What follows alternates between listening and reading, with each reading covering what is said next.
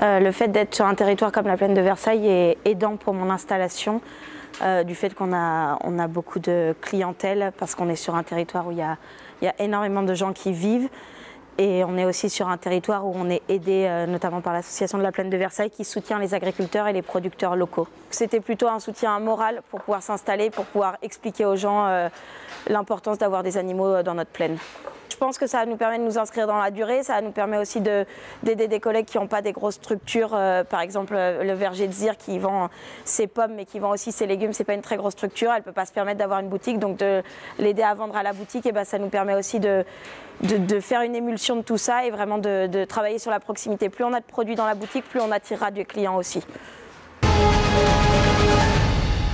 Je me suis donc installé à la sortie de mon école donc en 1999 et après j'ai travaillé pendant 10 ans donc en informatique financière avant de revenir à plein temps sur l'exploitation familiale où finalement on avait commencé déjà à créer des diversifications, notamment la transformation de colza en huile et en tourteau. J'ai commencé à planter mes arbres effectivement en 2018 à Crépierre sur 5 hectares. C'est vrai que je connaissais la plaine de Versailles plus en tant que citoyenne puisqu'avant j'avais un autre métier, donc je la connaissais plus par l'angle citoyen. Je pense que je me suis inscrite à la plaine de Versailles en arrivant à Saint-Don-la-Bretèche et en découvrant un peu par hasard l'existence de l'association qui m'avait paru intéressante. La plaine de Versailles a non seulement joué un rôle lors de mon installation, mais aussi après l'installation. À l'installation, simplement parce que déjà il y a eu une écoute de quelqu'un qui connaît le territoire. Et donc, quand on a envie de se lancer dans un projet, c'est bien d'avoir quelqu'un qui est capable de nous dire si oui ou non on a une chance que ça aboutisse.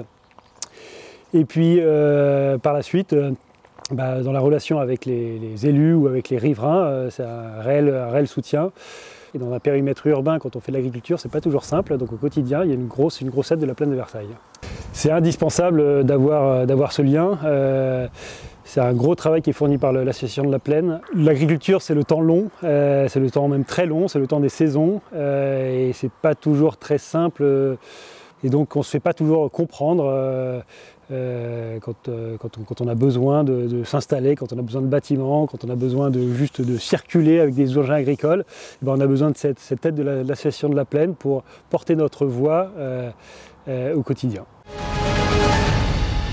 Une grosse synergie puisque encore une fois la proximité et le fait d'être rassemblés au sein de cette association de la plaine de Versailles, ça nous permet vraiment de discuter entre nous de l'avenir et du futur de cette plaine.